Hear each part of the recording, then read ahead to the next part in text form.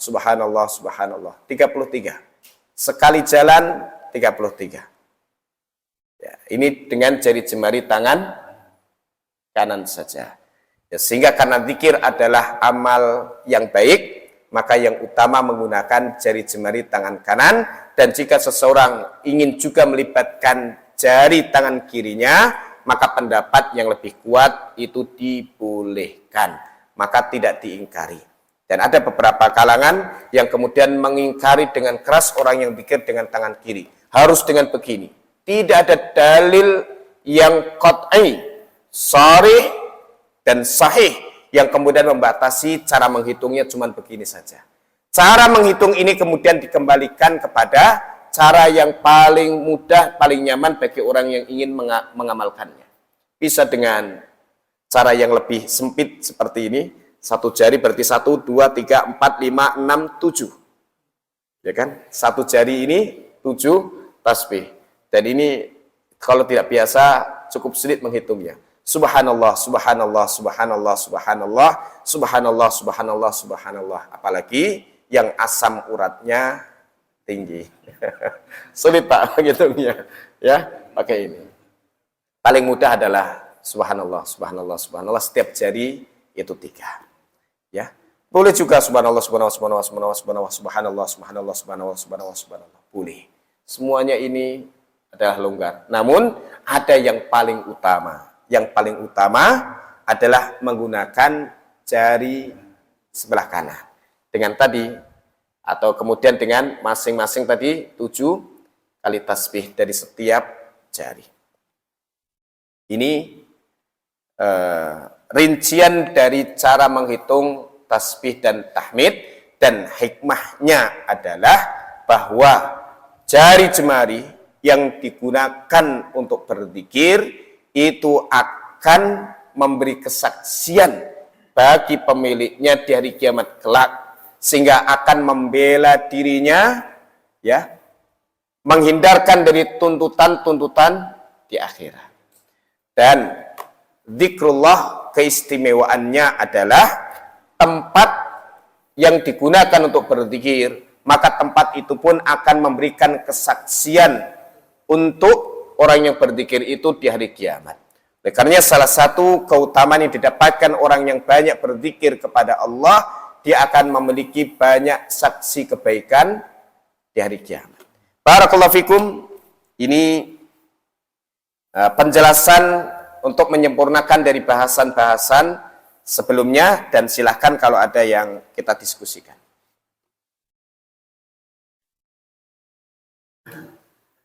Silahkan Pak.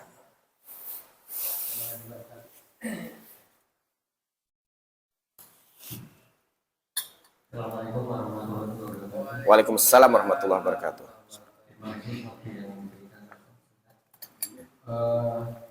Dengan cara tadi itu berpikir bagaimana dengan yang menggunakan tasbih, ini nggak perlu dibahas, dia ya dengan ya. Yang perlu kami tanyakan maksudnya mungkin ada yang nyimpang dikit nanti dari ilmu. Cuma yang perlu kami tanyakan, saya merasakan Pak Ustaz dengan usia 70 tahun, ya, gerakan sholat itu semuanya ada hikmahnya. Kalau kita lakukan dengan secara sungguh-sungguh, contoh, ini contoh yang saya alami, pinggang itu rasanya sakit Pak Ustaz. Tapi dipakai dengan rukuk yang lurus, benar, dengan sujud yang benar, ada perbedaan. Juga seperti tadi menghitung tasbih dengan tangan, saya lakukan kanan. Jadi maksud saya ini kalau punggung-punggung, kalau stroke misalnya kan ada yang biar ada gerakan-gerakan, saya merasakan ini. ya. Tapi ternyata ada keuntungannya, dibolehkan jadinya. Itu terima kasih. Nyimpang dikit Ustaz, ini saya baca dari Pak Ustaz kali ya. Iya. Meneladani sholat wudhu dan meneladani Rasulullah tentang sholat dan wudhu. Soal mengenai sholat ini saya lihat sampai 23 tahap, dari takbir sampai salam. Ya. Yang perlu saya tanyakan di Pak Ustaz, saya bukan mau percaya, ini kan keyakinannya Pak Ustaz. Ini di dalam tahap ke-8 ini membaca basmalah. Ada keterangan Rasulullah untuk mengesirkan, tidak dikeraskan. Hmm. Ya. Terus untuk bab berikutnya yang ke-9 membaca surat Al-Fatihah. Mulai bismillah lagi. Sampai wal-dhalin amin dari bismillah. Tapi tidak ada keterangan bismillahnya ini disir. Saya cuma pengen penjelasan aja Pak Ustaz. Membaca bismillah sebelum Al-Fatihah, tapi begitu Al-Fatihah membaca basmalah lagi. Ini basmalah yang kedua yang berkaitan dengan surat Al-Fatihah. Surat Al-Fatihah atau yang bacaan surat tambahan, Pak? Surat Al-Fatihah. Al-Fatihah. Ini kan surat Al-Fatihah terdiri dari 7 ayat, Iya. termasuk basmalah. Nah, ini basmalah yang pertama ada penjelasan dari buku ini untuk disir. Rasulullah disir, tidak Iya. dikeraskan. Cuma Al-Fatihah yang kedua ini tidak ada keterangan untuk disir. Saya mohon penjelasan aja, Pak. Saya nggak mau Baik, barakallahu fiik. Ya. Lebih plong gitu loh, Pak Ustaz. Ada yang dikeraskan, Ya. ada yang disir. Silakan aja. Ya, bagi saya, mana saya sholat di Al-Jihad, disir ya disir. Saya ikut di Istiqomah dikeraskan. Nah, saya itu kita tinggal di mana saya. Iya. Nah, jadi yang saya Baik. tahu di mana saya ikutin, yang tuan rumahnya bagaimana. Terima kasih Pak Ustaz. Assalamualaikum warahmatullahi wabarakatuh. Waalaikumsalam warahmatullahi wabarakatuh. Ya. Ke pertanyaan, yaitu yang ketiga, Pak ya. Karena yang pertama, kedua hanya menambahkan, dan alhamdulillah tadi di antara hikmah dan pasti apa yang disyariatkan itu ada hikmahnya. Dan pertanyaan ketiga jawabannya ada di dalam Bulughul Maram sebenarnya. Dua riwayat itu disebutkan oleh Al-Hafidz Ibnu Hajar. Al-Hafidz Ibnu Hajar ini bermadzhab Syafi'i. Tapi kemudian boleh sebutkan riwayat yang paling banyak adalah Nabi SAW mensirkan bacaan basmalah dalam membaca suratul Fatihah di dalam sholat. Kemudian riwayat kedua disebutkan pula oleh Al-Hafidz Ibnu Hajar dari jalur Abu Hurairah radhiyallahu taala anhu yang ia mendengar Nabi Shallallahu alaihi wasallam itu menjaharkan basmalah. Dua riwayat ini semuanya sahih. Sehingga kemudian di al-jama' atau kompromi yang paling baik adalah bahwa kebanyakan sholatnya Nabi Shallallahu alaihi wasallam dalam sholat jahriyah yang bacanya dikeraskan, beliau lebih sering mensirkan basmalah. Jadi basmalahnya lirih, tidak diperdengarkan sebagaimana membaca Alhamdulillahirabbil alamin. Ya. Kemudian sesekali Nabi SAW pernah menjaharkan. Maka dari dua riwayat ini, para fuqaha berkesimpulan tentang suratul Fatihah dalam dua pendapat. Ya, ini kita adzan dulu. Ya. Sudah masuk, Pak. Setelah adzan lanjutkan sebentar insyaallah. Ya. Jangan pendek-pendek, Pak. Ya.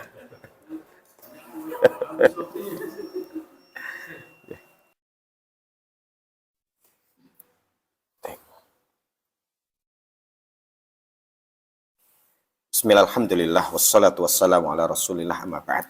Kembali kepada pertanyaan bahwa menjaharkan dan mensirkan basmalah dalam membaca suratul Fatihah di salat jahriyah, dua-duanya ada riwayat yang sahih menjelaskannya. Namun yang paling sering dikerjakan Nabi SAW adalah mensirkan basmalah ya di dalam salat-salat jahriyahnya. Namun beberapa kali Rasulullah SAW pernah menjaharkan basmalah dalam membaca suratul Fatihah. Maka dari sini para fuqaha juga berbeda pendapat tentang status basmalah dalam suratul Fatihah. Ya. Kesepakatan para ulama bahwa basmalah di awal Fatihah dan di awal surat-surat lainnya, kecuali At-Taubah yang tidak ada basmalah di awalnya, adalah bagian dari Al-Quran. Bagian dari Al-Quran. Ya. Hanya saja, apakah basmalah di dalam suratul Fatihah itu bagian Al-Fatihah atau tidak? Ini terjadi perbedaan pendapat.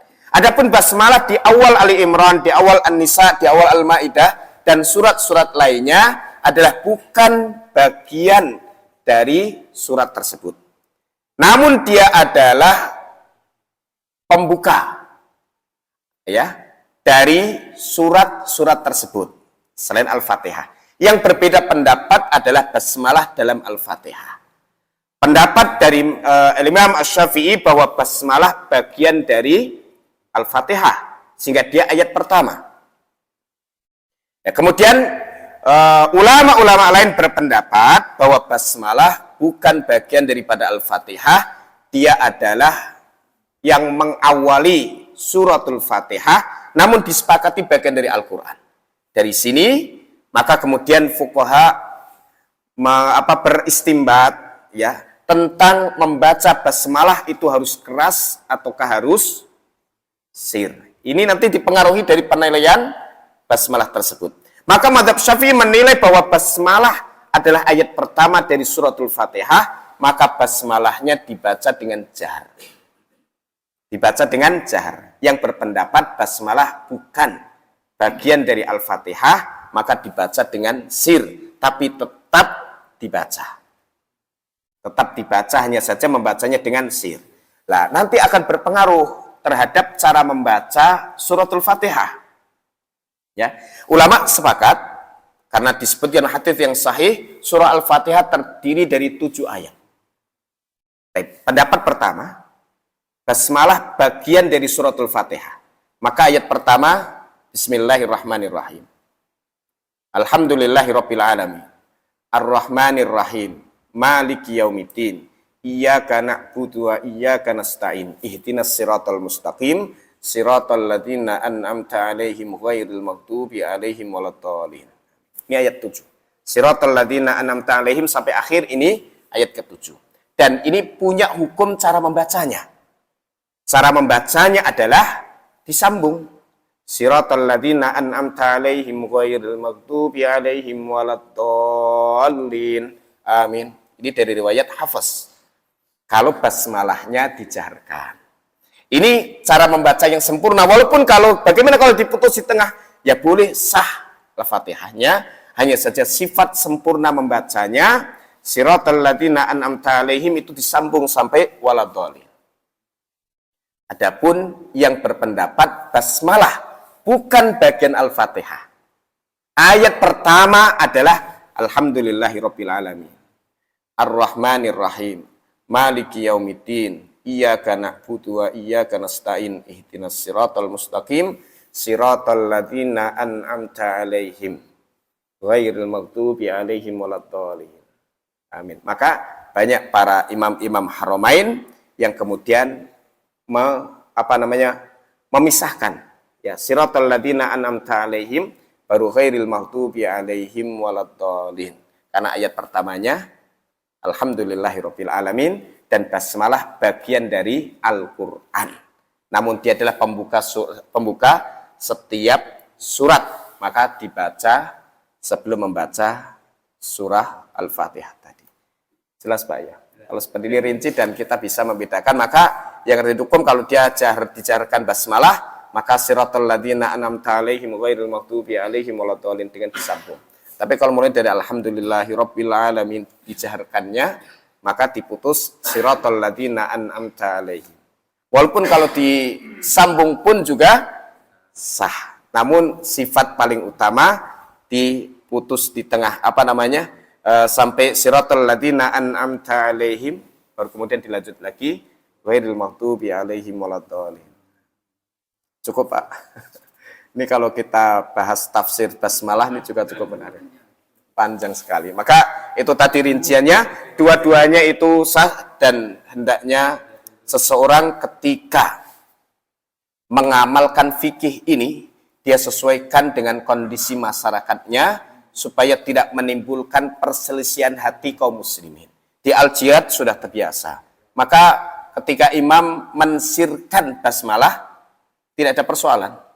Tetapi kalau berada di tempat lain yang masyarakatnya mayoritas pengikut fanatik mazhab Syafi'i, maka hendaknya menjaharkan basmalah. Karena pendapat dari mazhab ini, apabila basmalahnya tidak terbaca, maka sholatnya tidak sah. Ya, karena basmalahnya bagian dari Al-Fatihah. Nah, disinilah pentingnya memahami fikih untuk apa?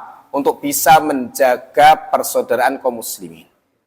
Jadi bukan kita mempelajari fikih untuk kita beda dari saudara kita sehingga kita bisa berargumen kalau kita berbeda pendapat dengan dia. Bukan untuk itu. Maka kesempurnaan belajar fikih itu adalah supaya kita bisa menjaga persaudaraan dan persatuan kaum muslimin. Ya, maka saya ditanya kemarin, ini Idul Adhanya beda hari Muhammadiyah dengan keputusan pemerintah, dan pemerintah membolehkan hari Rabu, tidak melarang dan mengatakan itu juga sah, bahkan dibuatkan hari libur. Ini berarti ya sudahlah kelapangan untuk kaum muslimin. Maka saat ditanya bagaimana menyikapinya, menyikapinya dengan dinikmati. Maka ada khotib yang dia sholatnya hari Rabu, tapi dia juga diminta jadi khotib di hari Kamis. Ya sudah, sah sholatnya, sah. Bahkan ada satu ustadz senior, saya tahu namanya. Hari Rabu menjadi khotib di satu tempat di Bekasi, hari Kamis ya jadi khotib lagi. Saya berpikir ini untung double ini ya. Jadi nggak perlu dipersoalkan lebih lah, karena belajar fikih itu ujungnya supaya kita bisa bersikap yang tepat dengan saudara-saudara kita sehingga terjaga ukhuwah Islamiyah. Karenanya Bulughul Maram, kumpulan hadis hukum, ditutup pasal terakhirnya dengan Kitabul Jami', pasal pelengkap, isinya tentang adab, isinya albirru wassillah, isinya tentang akhlak-akhlak mulia dan peringatan untuk menjauhi akhlak yang buruk, zikir dan doa. Soalnya beliau ingin memberikan pesan belajar fikih ini untuk menyempurnakan akhlak supaya kita ini bisa tetap bersaudara bersatu dengan kaum muslimin. Begitu. Jadi bukan untuk mempertahankan perbedaan, tetapi untuk bersikap yang tepat bagaimana supaya persaudaraan ini terjaga. Barakallahu fikum. Semoga bermanfaat dan mohon maaf tadi sudah berusaha untuk penyampainya lebih ringkas supaya Isya ini sudah selesai, tapi qadarullah ternyata belum selesai juga. Ya, subhanakallahumma bihamdik asyhadu an la ilaha illa anta astaghfiruka wa atubu ilaik. Wassalamualaikum warahmatullahi wabarakatuh.